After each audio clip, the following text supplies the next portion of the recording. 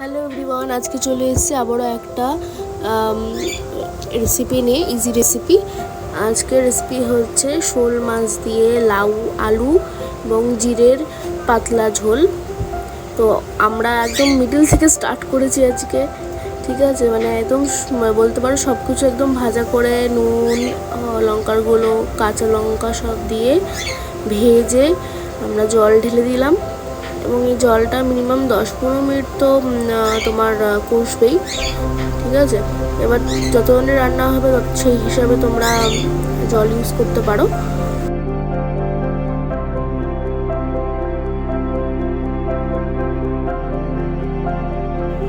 10-15 minute পর তোমরা এই মাছগুলো যেগুলো ভাজা হয়েছিল সেইগুলো তোমরা ওই জলে অ্যাড করে দেবে, মানে গ্রেভিতে অ্যাড করে দিতে পারো। তো তারপর এটাও আরও 15 মিনিট ধরে এরকম রেখে দিতে হবে যাতে নুন হলুদ সব মাছের ভিতরে আস্তে আস্তে ঢুকে যাক।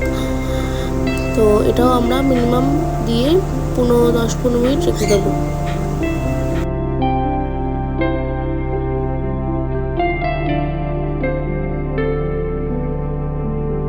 দেন আমরা লাস্টে নামানোর সময় কিছু ওই জিরের গুঁড়ো আমরা দেব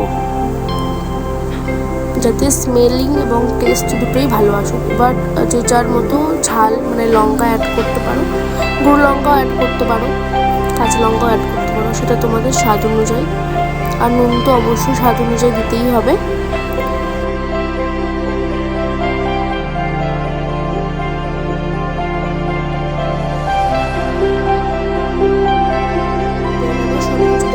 ঝোলটা আমরা ফোটাতে দেবো।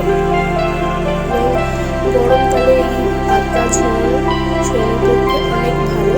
তো তোমরা অবশ্যই ট্রাই করো এই পাতলা ঝোল, শোল মাছের লাউ দিয়ে ঝোল।